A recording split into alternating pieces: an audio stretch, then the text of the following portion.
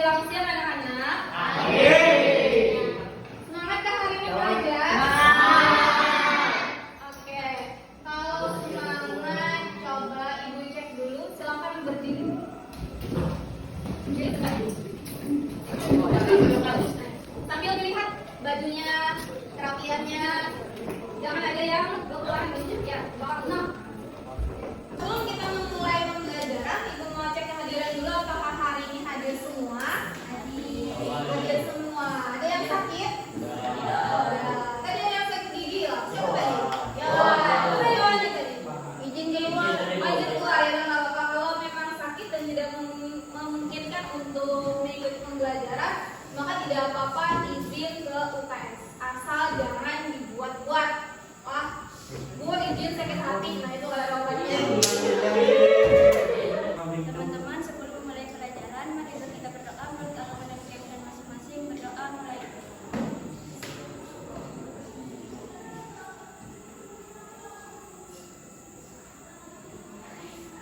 Berdoa selesai.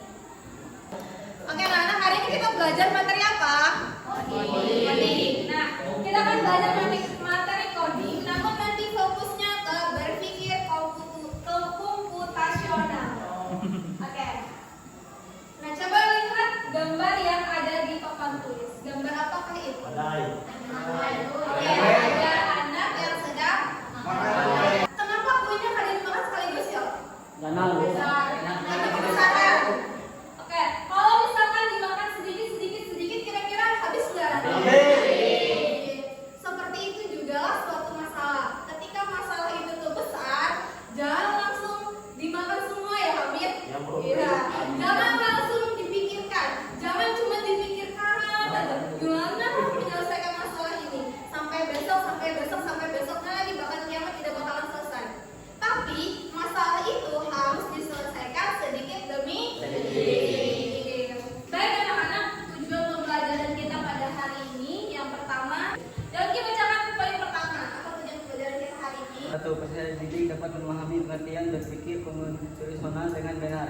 Oke, nah jadi yang pertama tujuan pembelajaran kita adalah supaya kalian dapat memahami pengertian berpikir komputasional dengan benar. Tujuan selanjutnya yaitu peserta didik dapat memecahkan konsep problem solving atau masalah nanti dengan pemecahan persoalan agak kompleks yang membutuhkan pendekatan dekomposisi, pola, abstraksi, dan algoritma dengan benar. Jadi ada 3 nanti tujuan pembelajaran kita ya. Manfaat berpikir komputasional. Jadi ada beberapa manfaatnya. Ada yang bisa bantu ibu untuk membacakan? Oke, silakan. Manfaat berpikir komputasional melatih kemampuan berpikir logis dan terstruktur, membantumu merencanakan sesuatu dengan lebih efektif dan efisien, membuatmu menjadi pemecah masalah atau problem solver yang lebih baik, meningkatkan kreativitas dalam mencari solusi, menjadi fondasi penting jika kamu tertarik pada bidang sains, teknologi, teknik, dan matematika di masa depan. Terima kasih Tika. Jadi pada intinya manfaat kita mempelajari berpikir komputasional atau computation thinking ini adalah melatih kemampuan berpikir kita untuk memecahkan suatu masalah tadi. Jadi dari masalah yang besar, dari masalah yang kompleks, kita bisa selesaikan sedikit demi sedikit tadi ya. Dengan apa? Dengan metode, ada 4 nanti metodenya setelah ini dijelaskan. Nah, ini dia, apa itu berpikir komputasional? Jadi kalau kita mikir apa sih berpikir komputasional itu? Jadi bukan berarti kita harus menjadi robot ya. Tetapi berpikir komputasional adalah suatu metode atau cara berpikir yang memecahkan masalah rumit secara metodis atau efisien dan logis. Mirip dengan cara seseorang ilmuwan komputer membuat sebuah program. Itu ya. Jadi orang ilmuwan itu kalau membuat program tuh ada langsung jadi. Nah, tapi ada tahapan-tahapan di dalamnya. Itu. Baik, kita lanjut. Nah, ada 4 pilar utama berpikir komputasional atau ada 4 metode di dalam berpikir komputasional itu. Yang pertama adalah dekomposisi. Yang kedua pengenalan pola. Yang ketiga abstraksi. Yang keempat adalah algoritma. Nah, dekomposisi apa? Ada yang bisa bantu ibu jelaskan dekomposisi? Ya silakan Amanda. Dekomposisi proses membagi masalah yang rumit dan besar menjadi komponen-komponen yang lebih kecil dan lebih mudah dikelola. Tujuannya Ya silakan. agar masalah tidak terlihat menakutkan dan bisa diselesaikan satu persatu. Oke, sip. Stop dulu sampai di situ. Jadi tadi dekomposisi itu adalah ada sebuah masalah di mana kita akan membagi masalah itu menjadi komponen-komponen atau diselesaikan ke beberapa komponen-komponen ya. Misal nih, ada sebuah masalah. Ini lagi foto apa nih? Bikin apa? Nasi goreng. Nasi goreng. Lapar kan dirinya nasi goreng. Oke, jadi masalah besarnya adalah bagaimana kita membuat sebuah nasi goreng. Pernah membuat nasi goreng di rumah? Pernah ya. Oke, apa saja kira-kira dalam membuat nasi goreng yang kita butuhkan? Apa saja? Oke, menyiapkan bahan. Apalagi coba si Hamid, apa Hamid? Menyiapkan hintalo. Bahasa Indonesianya apa ya hintalo? Telur. Oke, menyiapkan bahan tadi. Bahan itu termasuk telur ya. Oke, berarti yang pertama cukup bahan. Bahan itu ada telur, nanti isinya apa lagi di dalamnya? Nasi. Ada nasi. Apa lagi? Bumbu. Bumbu termasuk bahan atau apa? Masuk ya bahan ya. Nah, selain bahan apa yang kita perlukan? Alat. Betul. Ada bahan, ada alat. Alat kompor termasuk alat. Apalagi selain bahan dan alat kira-kira? Wajan. Wajan termasuk apa? Nah, selain bahan dan alat apakah ada lagi? Cara masak. Oke, cara memasak atau stepnya ya, langkah-langkahnya. Nah, jadi dalam membuat nasi goreng, supaya nasi gorengnya bujur-bujur jadi nasi goreng, bukan jadi bubur. Ya, Hamid ya. Bukan menjadi nasi kuning, bukan menjadi nasi uduk, tapi memang bujur-bujur nasi goreng, maka kita perlu bahan dan juga perlu alat dan harus tahu langkah-langkahnya.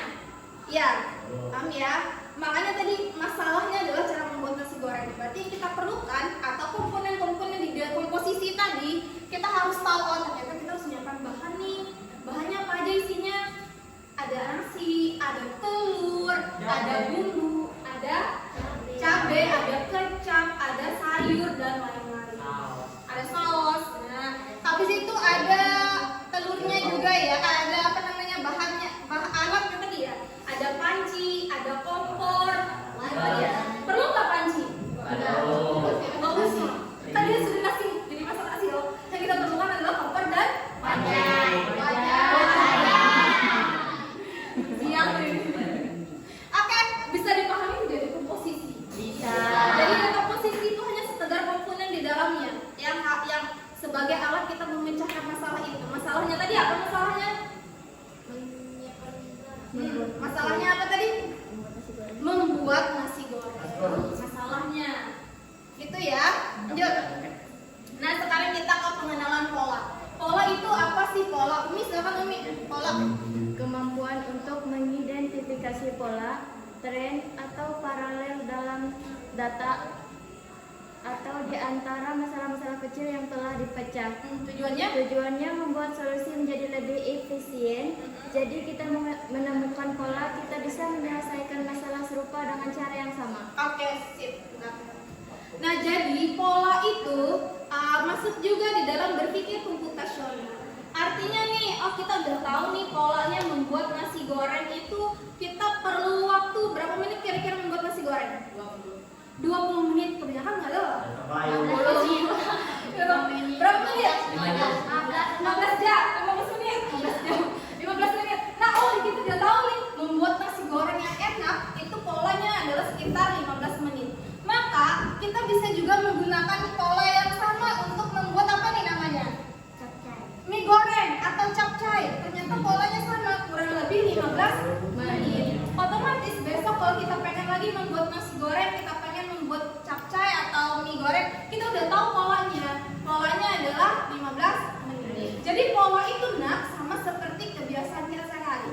Atau gini, lebih simpelnya di kehidupan kalian. Sebelum ke sekolah apa dulu yang dilakukan? Pas bangun tidur apa? Ngapain? Mandi. Itu pola namanya. Setelah mandi ngapain? Baju sekolah. Setelah itu apa lagi? Makan, sarapan. Habis itu hanya berangkat ke sekolah. Besok kayak gitu lagi enggak? Senin sampai Jumat. Ya kan? Kayak gitu kan? Nah, itu namanya pola.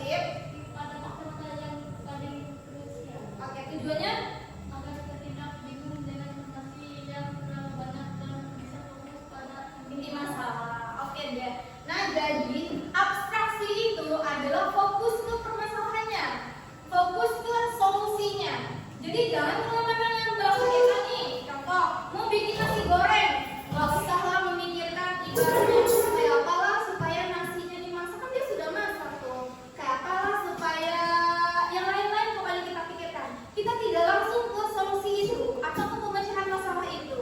Contoh nih yang ada di layar ini. Contohnya apa? Contoh sehari-hari coba bacakan si Sobagia. Siapa tadi namanya? Pragos. Renal. Renal kan? Oke, Renal aman Renal. Oke. Jangan ngantuk. Udah baca Renal. Contoh sehari-hari. Saat pengendara sepeda kita fokus pada cara mengayuh dengan pengendara kita tidak perlu memikirkan bagaimana cara menjadi siap diri atau bahkan membuat banyak. Oke. Nah, contohnya nih. Tadi kalau tadi nasi goreng nih contohnya lagi bersepeda. Pernah bersepeda? Panjangnya sekali kan sepeda kita mana kita? Kita sepedanya aman kita. Kemarin butang dia nungguan. Nah, sama ini nungguannya lah kita. Oke, kita fokus di sini dulu nanti kita cari permasalahan kamu kita. Oke. Nah, jadi ini ada orang bersepeda nih. Yang mana sih abstraksi? Ingat, abstraksi itu kita fokus ke memang penyelesaiannya. Jangan memikirkan yang lain. Contoh nih, saat mengendarai sepeda, kita fokus pada cara mengayuhnya. Habis itu menjaga keseimbangan dan mengerem. Kan gak usah memikirkan bagaimana cara kerja di tangan setiap gearnya. Mana gear ya? Ini lo giginya loh. Kalau giginya supaya dia bekerja, gak usah mikirin itu. Habis itu bahan pembuat sepeda ini apa ya lo? Bahan itu apa? Itu kan bukan solusi. Solusinya adalah bagaimana cara kamu mengendarai sepeda itu. Paham ya? Cara membuat nasi goreng tadi. Kalau abstraksinya kira-kira apa ya? Bisa bedakan nggak? Yang bukan solusinya seperti apa kira-kira? Yang kamu pikirkan? Kayak apa ya cara membuat rinjingnya ya? Kayak apa cara membuat wajannya lah? Nah, nggak usah dipikirkan itu. Kayak apa caranya supaya kompor ini hidup? Itu nggak usah kamu pikirkan. Tapi yang perlu kamu pikirkan adalah kayak apa caranya supaya nasi itu menjadi nasi goreng. Paham ya? Oke deh. Oke deh, kita lanjut. Nah, terakhir untuk metodenya. Jadi tadi yang harus diingat ada dekomposisi, apa lagi? Ada pola. Yang ketiga ada abstraksi. Yang keempat ada algoritma. Ini adalah algoritma. Jadi apa sih yang dimaksud dengan algoritma? Kita. Silakan kita. Pakai langkah-langkah atau aturan yang jelas dan berurutan untuk menyelesaikan suatu masalah. Silakan. Semua adalah hasil akhir dan 3 pilar sebelumnya. Oke. Jadi algoritma ini adalah hasil dari 3 pilar sebelumnya. Jadi ibaratnya gabungan dari ketiga pilar tadi. 3 pilar tadi adalah dekomposisi, pola, dan abstraksi. Yang terakhirnya adalah algoritma. Jadi algoritma itu apa? Algoritma itu berisikan langkah-langkah cara membuat nasi goreng tadi. Langkah-langkah cara menyelesaikan masalahnya tadi. Nah, yang pertama urutannya harus jelas. Jadi jangan asal-asalan. Misalnya kita membuat nasi goreng. Kira-kira apa dulu yang disiapkan yang pertama? Nasi. Bahannya ya harus ada. Oke, bahan ada, alat ada. Langkah-langkahnya apa? Stepnya apa dulu? Panaskan minyak. Boleh hidupkan kompor. Habis itu panaskan wajannya. Buatin minyak di situ. Habis membuat minyak apa lagi dibuat di situ kan? Buat bumbu dulu. Biasa bumbu kan? Bumbu dulu. Habis bawang. Bawang untuk bumbu dan sebumbu. Apa lagi? Buat nasi. Anda kalau mau pakai telur orek. Berarti udah langsung buat di dalam nasinya. Setelah nasi kan? Iya, Bu. Oke. Jangan kayak ngetak balik langkah-langkahnya, kebalik langkah-langkahnya. Jadi memang harus berurutan. Itu. Paham ya algoritma? Ada pertanyaan kan? Tidak. Nah, sekarang Ibu mau kalian berkelompok. Tadi ada 24 ya siswanya. Oke, berarti kita perlu laptopnya ada 4. Berarti satu kelompok isinya ada 6.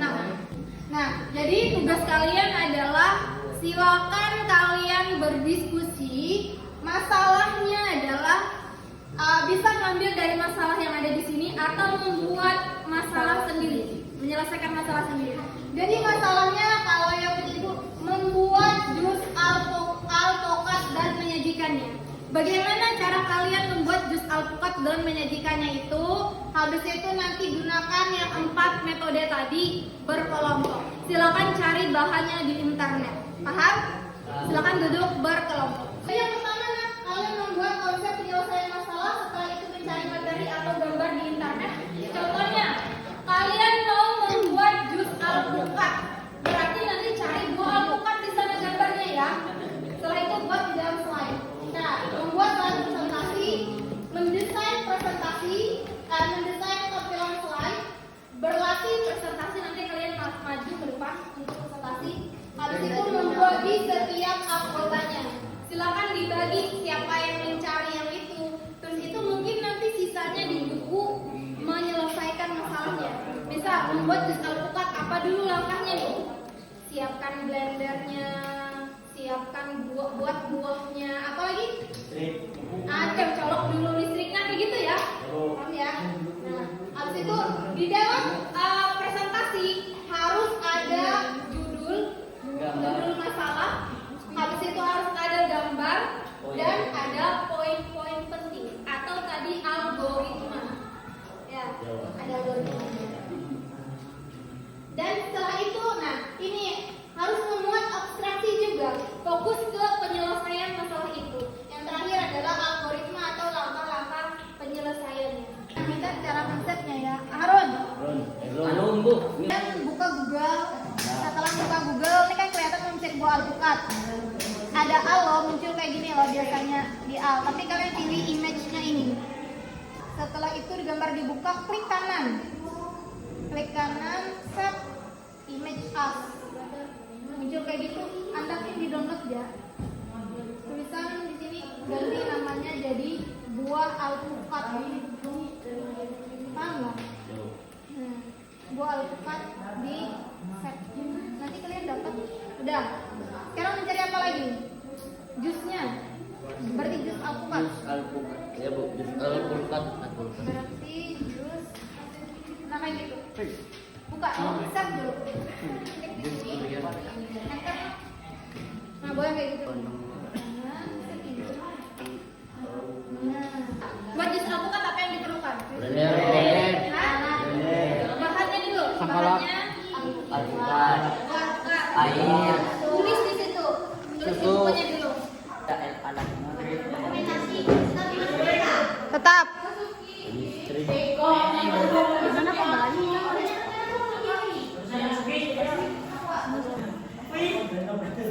Gambarnya sudah lah belum lah? Belum di bawahnya. Tuh, kayak putu kak. Pakai apa nih? Pakai siapa? Canva. Oh iya deh. Aku anak lagi dari kenapa?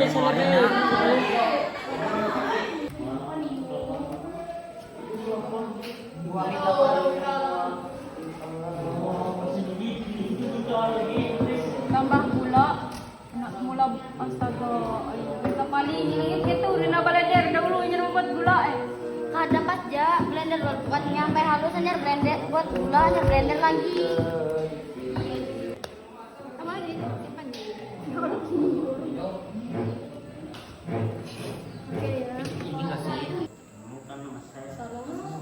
Halo, assalamualaikum warahmatullahi wabarakatuh. Waalaikumsalam warahmatullahi wabarakatuh. Perkenalkan kami dari kelompok 4 yang beranggota Gita, Helma Haryana, Harun Kurniawan, Hamid Al-Junaidi, Engki Saputra, dan Muhammad Tahrul ingin menjelaskan tentang pembuatan jus alpukat. Di sini bahan alpukat, susu, gula, air es galon, alat, blender, pisau, sendok, gelas. Nah, sekarang ada pertanyaan tidak dari kelompok lain? Ya. Ada yang mau bertanya, apakah ini sudah termasuk ke dalam berpikir komputasional? Tadi harus ada apa aja di sana? Ada dekomposisi. Apalagi? Adakah di sini dekomposisinya? Kita, Siano juga adakah dekomposisinya? Yang mana yang masuk dekomposisi? Ayo, dekomposisi itu yang mana?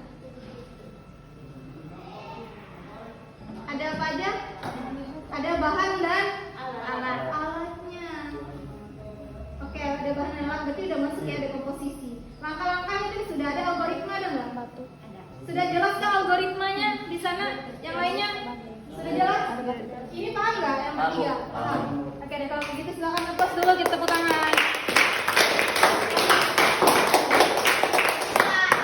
Assalamualaikum warahmatullahi wabarakatuh. Waalaikumsalam. Selamat siang, kami dari kelompok 3 yang beranggota Umi Kulsum, Nabila Ramadhani, Salamia, Muhammad Fadil, dan Aldiansyah ingin mempresentasikan hasil diskusi kami. Judul Esteller Jelly Creamy. Alat mixer, cup, pisau, sendok, dan panci. Terus bahan Nutrijel varian rasa, susu UHT full cream, terus es batu. Cara membuat, yang pertama siapkan alat batu ke dalam cup. 8 masukkan Nutrijel yang telah dipotong menjadi potongan kecil ke dalam cup. 9 tuangkan susu full cream yang telah dimasak sebelumnya ke dalam cup berisi es batu dan jelly. 10 esteller jelly creamy siap dihidangkan. Hai semuanya. Hai. Oh yo gitu sih. Sekali lagi. Hai semuanya. Hai. Perkenalkan, kami dari kelompok 1. Kami ingin mempresentasikan cara membuat nasi goreng. Kami beranggota yaitu dengan saya sendiri, Nosiska Priliana, Raki, Delo Pakristiani, Eko Prasetyo, Muhammad Taufik, dan Kumar. Langkah-langkah untuk membuat nasi goreng yaitu adalah: pertama, panaskan minyak, tumis bumbu, masak sampai harum, sisihkan di pinggir wajan, masukkan telur, aduk sampai berbutir. Langkah kedua yaitu tambahkan ayam, udang, bakso, aduk rata, tambahkan nasi putih, aduk, masukkan kecap manis, garam, dan gula pasir, aduk sampai matang. Ketiga, masukkan daun bawang, aduk rata, sajikan bersama telur ceplok dan taburan bawang merah goreng. Sekian, itu saja presentasi kami. Kalau ada kesalahan dimohon maafkan. Sekian, ada pertanyaan? Ada. Apa teman-teman? Nasi goreng berasal dari mana? Yang tadi nasi goreng berasal dari mana? Berarti itu masuk tidak ke dalam berpikir komputasional. Masuk yang mana kira-kira? Kan tadi ada 4. Termasuk Oke, tadi kan ada dekomposisi. Ada apa lagi? Ada pola. Apakah ini masuk dekomposisi? dekomposisi itu termasuk juga, tapi juga termasuk dalam pola, karena itu ada langkah-langkahnya Oke, juga. yang lain ada pendapat nggak? Itu masuk pola nggak? Kalau dia berasal dari mana nasi goreng? Asal nasi goreng itu masuk yang mana? Masuk pola atau masuk yang mana? Ayo. Menurut ibu kalau pola masih belum tepat. Yang lain ada pendapat nggak? Hah? Kenapa jadi masuk dekomposisi? Oke, Umi, dari mana Umi? Kenapa jadi abstraksi? Coba jelaskan. Kenapa jadi masuk ke dalam abstraksi? Kenapa nggak ada komposisi atau pola? Coba kita perhatikan lagi. Kalau dia ada komposisi, dia fokusnya kepada pemecahan masalah atau komponen masalahnya. Kita membuat nasi goreng, ada nggak kira-kira pertanyaan asalnya dari mana? Nggak mungkin kan? Pasti di sana ditanyakan adalah alat dan bahannya.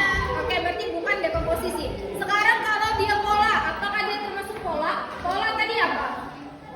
Yang kebiasaan yang berulang kali kan? Iya Bu. Nah itu yang lebih mudah kita pahami, kebiasaan berulang kali. Jadi asal itu termasuk nggak? Dari mana kira-kira? Dari pola, Bu, karena secara maksudnya kan seperti kayak gitu tuh. Enggak, pertanyaannya nasi goreng berasal dari mana? Khas Indonesia. Khas Indonesia. Tapi dia termasuk yang mana kira-kira? Masuk ke dalam abstraksi. Kenapa masuk ke dalam abstraksi lah? Karena kan kita tadi fokusnya ke masalah. Kalau asal usul itu tidak menggambarkan ke masalahnya. Masalahnya kan membuat nasi goreng, bukan secara umum, tapi Tapi di situ sudah ada judul membuat nasi goreng. Berarti kita fokusnya ke bahan alat saja. Seperti itu. Bisa dipahami lah. Berarti asal usul itu tidak termasuk ke dalam berpikir komputasional. Yaitu Mas bisa masuk tapi dia masuk dalam abstraksi. Tidak fokus ke dalam pemecahan masalah itu. Ada yang langsung dikasih bukan itu loh ternyata masalahnya. Sama halnya tadi kalau kita misalkan bersepeda, nggak usah tanya sepeda tuh kayak apa caranya, bahannya dari mana, kan nggak usah kan? Kita lebih fokus ke keseimbangannya, cara ngeremnya, itu yang lebih kita fokuskan. Iya, keseimbangan. Bukan berarti kita menghitung, oh gerigi, anu tuh ada berapa ya sepeda tuh, kan kita bukan di situ kan? Tergantung apa judulnya, apa masalahnya, tentang apa masalah itu. Ya. Kita beri apa dulu untuk kelompok terakhir? Kalau yang tepuk satu kali ya. Oke. Tepuk satu kali. Tepuk dua. Tepuk dua. Tepuk dua. Tepuk dua. Tepuk tiga. Kalau tidak ada kata tepuk, jangan tepuk. Paham? Kalau tidak ada kata tepuk, jangan tepuk. Tepuk satu. Tepuk dua. Tepuk dua. Dua.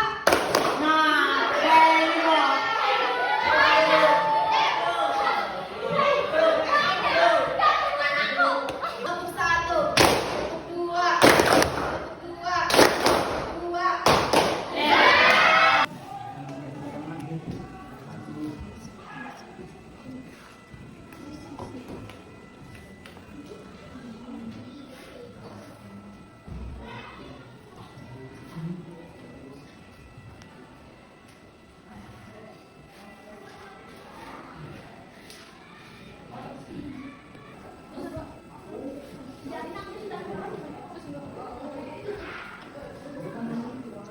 Anak-anak, kita sudah sampai di penghujung. Nah, sebelum ibu tutup, mari kita refleksi terlebih dahulu atau kita nilai dulu apa yang sudah kita pelajari hari ini dan apa kelebihannya dan serta apa kekurangannya lah.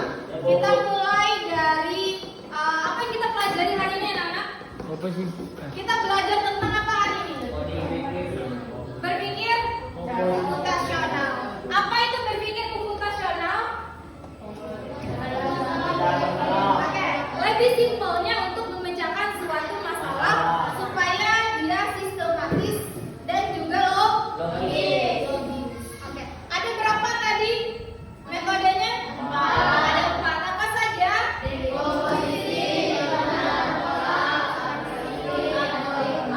Oke, itu yang sudah kita pelajari. Kira-kira yang paling baru atau hal yang menarik pada pembelajaran ini apa tadi?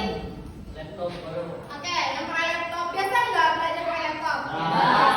Apa lagi kira-kira yang kalian dapatkan? Jawab di. Hah? Bukan games itu. Seno. Oke, ada ice breakingnya. Apa lagi kira-kira yang paling menarik? Pernah nggak membuat PPT sebelumnya? Pernah. Oke, di sini kita juga akan belajar lagi PPT. Apalagi pernah nggak presentasi sebelumnya? Pakai PPT? Ada yang pernah, ada yang tidak. Apakah ini interaktif? Jadi ada beberapa hal yang menarik. Anak-anak, karena kita mulai tadi dengan doa, maka mari kita tutup dengan doa.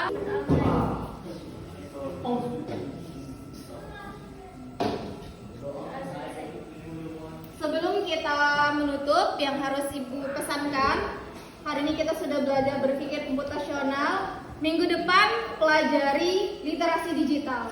Nanti ibu akan mengirimkan bahan di sana, baik bentuk video maupun bentuk materi PDF lah. Dibuka lagi. Oke, siap? Semangat? Oke.